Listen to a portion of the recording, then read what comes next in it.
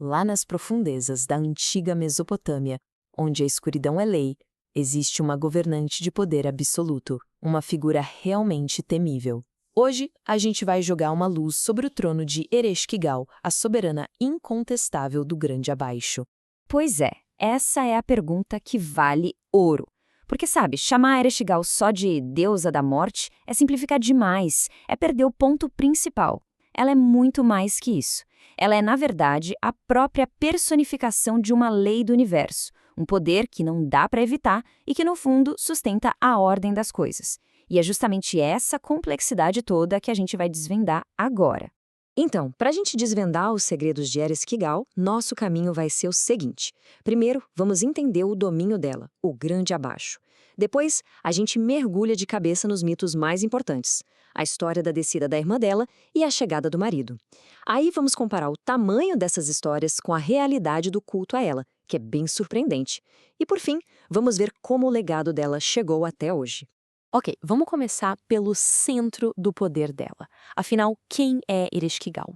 E que lugar é esse que ela governa com uma mão de ferro, com uma autoridade tão absoluta? Olha só, o próprio nome dela já entrega a dimensão do seu poder. Não é Senhora dos Mortos, é Senhora da Grande Terra. Isso quer dizer que o negócio dela não é governar um cemitério, é reinar sobre os fundamentos do cosmos, a base sobre a qual o nosso mundo, o mundo dos vivos, está construído. É um poder sobre um território, não só sobre a morte. E o reino dela tinha vários nomes, cada um mostrando um lado diferente desse poder. Tinha Kur, a montanha que ninguém consegue escalar. Irkala, um nome que se confunde tanto com a rainha que os dois viram uma coisa só. E, claro, o mais famoso e temido, Kurnúdia, a terra sem retorno. Cada nome desses é um aviso bem claro. Esse é um lugar escuro, inevitável e, o mais importante de tudo, definitivo. E é aqui que está a grande virada do submundo mesopotâmico. Pode esquecer a ideia de julgamento, de paraíso, de inferno. Lá em Kurnúgia não tem prêmio nem castigo. Reis, heróis, gente comum, todo mundo vai para o mesmo lugar, para uma existência meio apagada, empoeirada, uma sombra do que a vida já foi.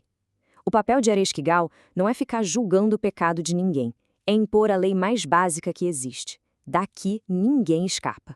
Agora a gente entra no primeiro grande mito de Ereshkigal, aquele que mostra perfeitamente o poder inflexível dela, uma prova de que nem os deuses lá do céu estão acima das leis do reino dela.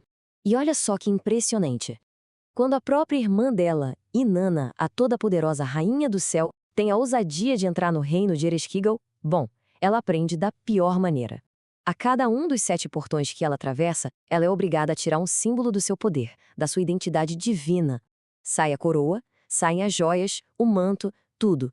Cada item que ela perde é um passo para mais perto de ser uma simples mortal. A mensagem aqui é direta, é brutal. Lá embaixo, no Grande Abaixo, as regras do céu não valem nada. Absolutamente nada. E aí, finalmente, nua e sem poder nenhum, Inanna chega diante do trono da irmã. Ali, na frente dos juízes do submundo, Ereshkigal dá a sentença. O texto antigo é direto, é cruel. Ela fixa em Inanna o olho da morte. Isso não é só uma figura de linguagem, não. É a execução de uma lei que não pode ser quebrada.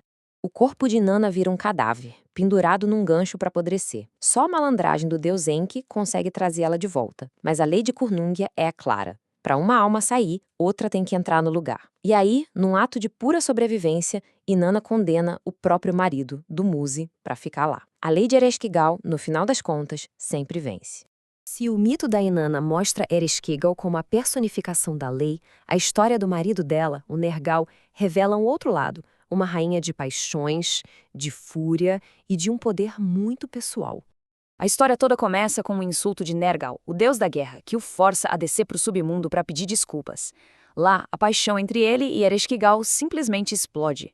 Mas ele dá um jeito de fugir de volta para o céu. E a resposta dela é aterrorizante. Ela ameaça virar o universo de cabeça para baixo, prometendo soltar os mortos para devorar os vivos se o Nergal não voltar para ela. E é bem aqui que a história se divide.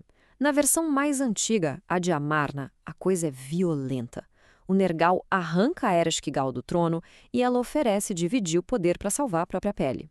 Já na versão babilônica, mais nova, a história vira um romance épico, onde ela está morrendo de saudades dele. Essa mudança toda mostra como os mitos vão se adaptando, talvez para justificar a união desses dois deuses tão poderosos. No fim das contas, o resultado desse mito é uma virada de chave no cosmos. A rainha que antes governava sozinha, agora divide o trono. O submundo passa a ser governado por um casal poderoso, uma diarquia. E isso, muito provavelmente, reflete uma mudança na própria teologia da Mesopotâmia, um jeito de juntar o culto de duas divindades da Terra numa história só. Com mitos tão grandiosos, a gente esperaria que Ereshkigal fosse uma das deusas mais adoradas, né? Mas é aqui que a história real nos reserva uma surpresa daquelas. Apenas um, é isso mesmo. Com todo esse poder mitológico, com essa importância cósmica toda, só se conhece um único grande templo dedicado a Ereshkigal, lá na cidade de Kuta. Esse número por si só já conta uma história bem diferente sobre ela. E essa é a grande sacada para entender Ereshkigal. Ela era uma força para ser respeitada, talvez até temida, mas não era para ser amada. Ninguém dava o nome dela para uma filha. As pessoas não rezavam para ela pedindo proteção. Ela não era uma deusa pessoal, e sim uma lei do universo. Daquelas que a gente reconhece que existe, mas que não quer ter por perto. Bom, para fechar, vamos ver como essa figura tão antiga conseguiu sobreviver. Vamos separar o que era a rainha das fontes mesopotâmicas das sombras que ela projeta na nossa imaginação hoje em dia. Essa diferença é fundamental. Para os mesopotâmicos, Ereshkigal era a rainha de fato de um reino físico debaixo da terra. Já para muitas leituras modernas, o reino dela virou interior. Ela foi transformada num arquétipo da psicologia, o eu-sombra, aquela parte escura nossa que a gente precisa encarar para se tornar completo. Essa citação da Diane Wolkstein, uma das tradutoras modernas do mito, mostra direitinho essa releitura psicológica.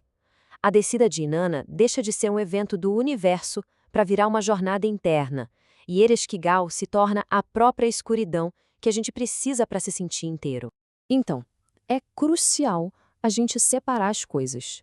O que a gente sabe, o que está nas fontes antigas, é o nome dela, o domínio dela e os mitos.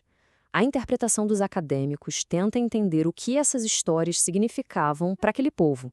E as releituras modernas, bom, são apropriações simbólicas que muitas vezes falam mais sobre a gente hoje do que sobre a antiga Mesopotâmia. E esse é o grande paradoxo de Ereshkigal. Pouca gente adorava ela, mas ela ficou imortalizada em mitos que continuam fazendo barulho e sendo reinterpretados milhares de anos depois. A força dela, no fim das contas, não estava nos templos, estava nas histórias. Então, a questão final fica no ar. Entre os pedaços de tábuas de argila e as sombras da psicologia moderna, a verdadeira face da rainha do grande abaixo continua lá, escondida na escuridão do seu próprio reino, tão poderosa e misteriosa hoje quanto era há 4.000 anos,